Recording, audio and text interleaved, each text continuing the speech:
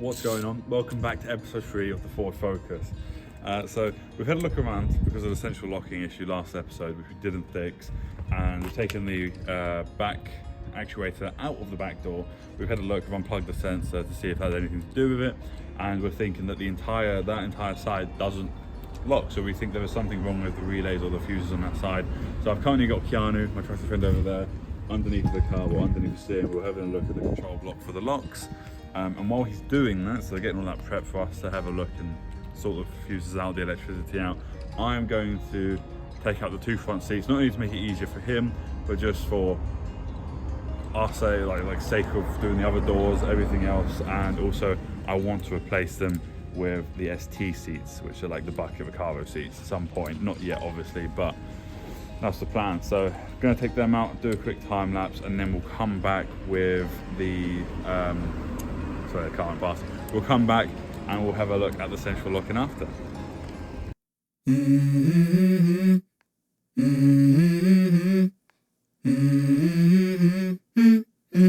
Let's go. I wake up to a little bit of drool on my pillow, feel like it's gonna be a bad day. Yeah, I'm tired of shit, and the coffee ain't hit yet, damn, ain't that great. I don't wanna go to work, cause my boss is a jerk, and I'm not even that paid. I need a change in my life. Turns out there's no seatbelt sensors, which is I should have expected from a 22-year-old Ford Focus, but I'm used to driving that beautiful CIB first, so I'm used to it.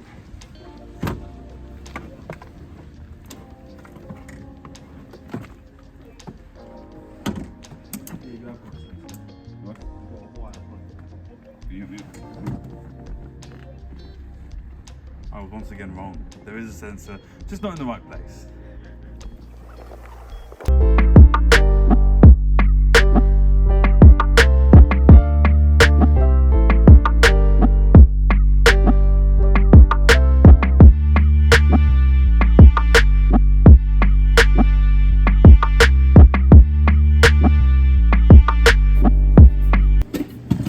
Right, so that is the first seat out after all that hassle.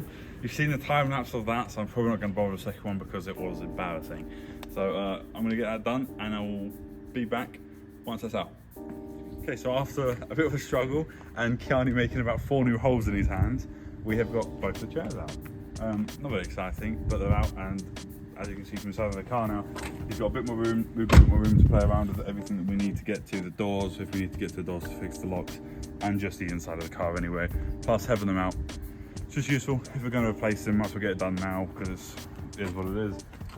So next on today's agenda, unfortunately, is going to be trying to tackle the central lock-in because, well, I really want to get that done, and after last week not being able to do it, it's frustrating. So Keith's currently got the control box open with the 5 plugs, one for each door and one for the boot. So we're gonna, I think the first step is to unplug them individually and see whether any of the doors lock, and then we'll know whether it's just one of the doors causing the issue. And if that doesn't work, then we're gonna have to find the next solution. But that's what we're gonna look at first. So thank you. So we're inside the car. Keith has managed to take off the cover, I guess is the best way to call it. And just here, I don't know if you can see that, we have got 5 modules. Now, we're not completely sure, but we assume that that's the locking module, so one for each door, one for the boot. So what we've done is we've just unclipped them, and we're going to unplug them all, plug them back in, try to reset the fob. If that doesn't work, we're going to unclip them one at a time and see whether any of these doors are playing up, or even the boot.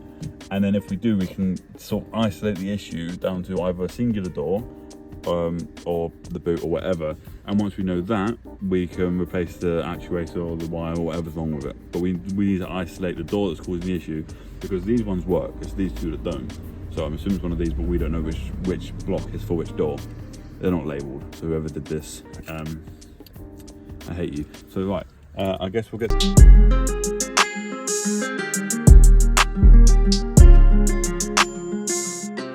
Right.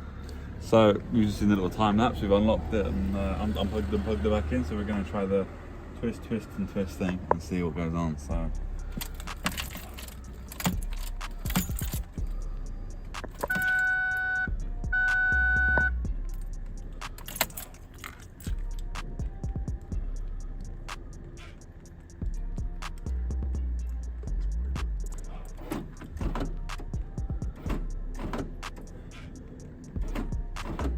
nothing's going on. So now they're doing the same thing. So those ones are unlocking and locking back up again, and these two aren't doing anything. So now we're gonna go and we're gonna unplug one at a time, and we're gonna test it each time, reset each time, and we're gonna be back with you then. So.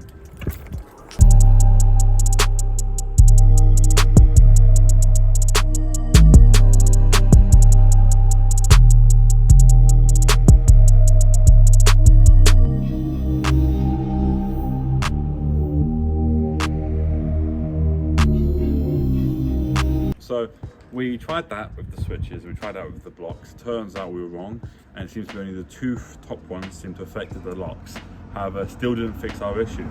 So the next thing to do, because we're still trying to find a reason, because the weird thing is about it, and we can't quite understand, is why it's both that side that don't seem to work and this side does, especially when those blocks affect the front or the back.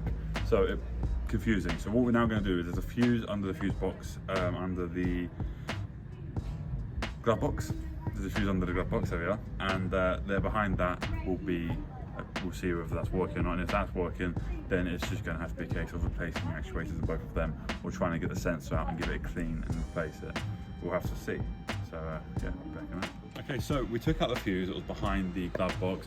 I didn't want to record it because there was a lot of effort. It took us a while and it would have been a bit of a boring segment, but I will go through it another time. But we took it out, we had a look behind it, we changed the fuse, didn't affect it. I didn't think it would, it was just sort of hoping for the best, because obviously if it went, it would have went for these two too.